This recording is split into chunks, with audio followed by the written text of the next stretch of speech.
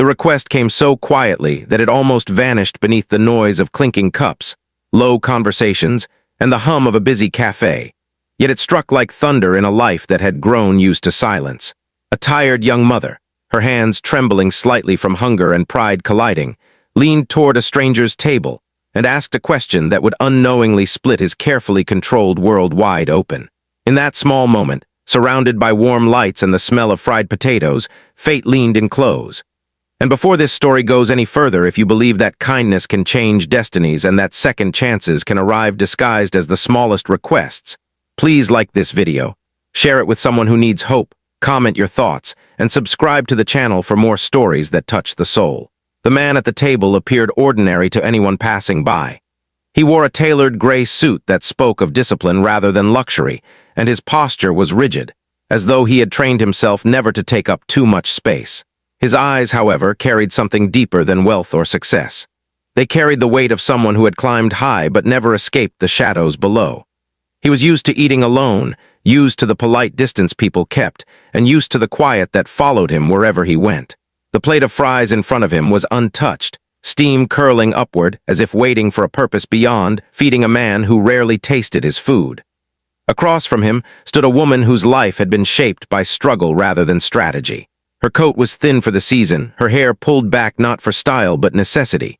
She held her small son close, his wide eyes locked onto the golden fries like they were something magical.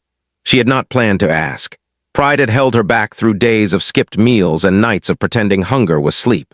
But children do not understand pride, only need. And when her son's stomach had growled loud enough to embarrass them both, she had made a choice that felt heavier than any burden she had ever carried. Her life had not always been this way. Once, she had dreams that extended beyond survival, dreams of stability, of laughter at dinner tables, of a future that felt safe. But a series of quiet disasters had reshaped everything.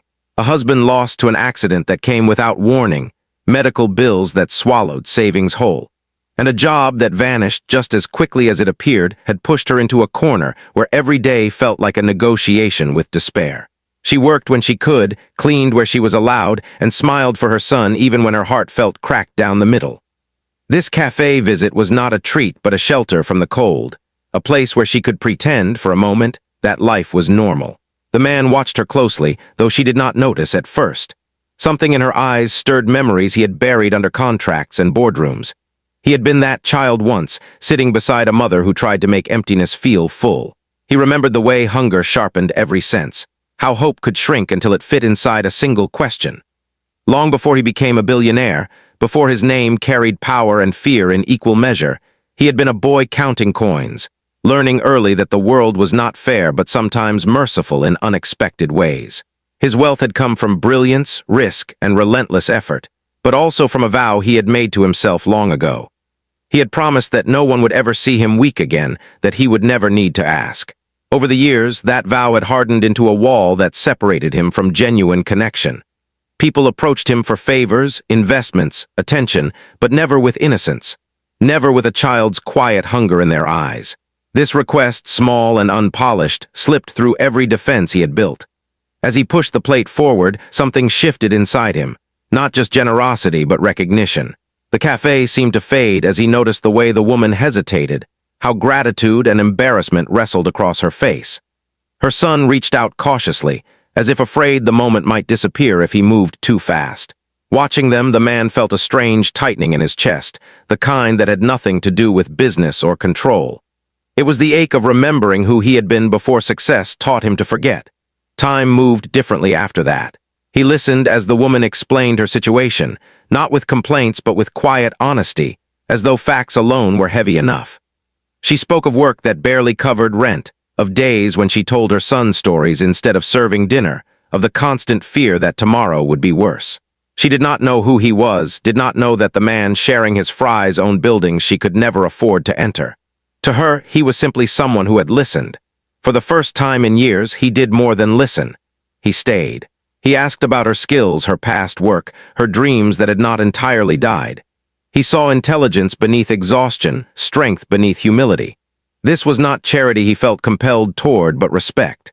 He had spent billions investing in ideas with far less promise than the resilience sitting across from him.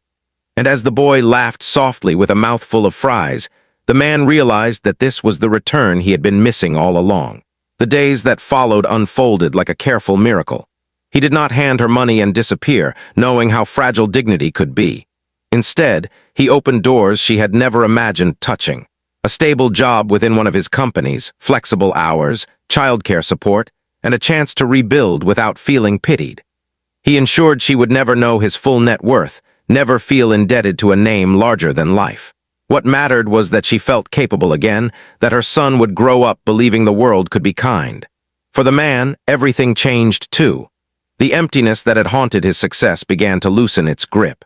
He started visiting his offices not as a distant figure but as a presence, listening to stories, noticing people. He funded programs not for headlines but for impact, guided by the memory of a simple plate of fries. The cafe became a place he returned to often, not for food but for grounding. Each visit reminded him that wealth meant nothing if it never touched a life. Years passed and the boy grew. He no longer stared at plates with hunger but with curiosity about the world. His mother stood taller now, her laughter easier, her eyes no longer shadowed by constant worry. She never learned the full truth about the man who helped them, and he preferred it that way. Some kindnesses lose their power when labeled.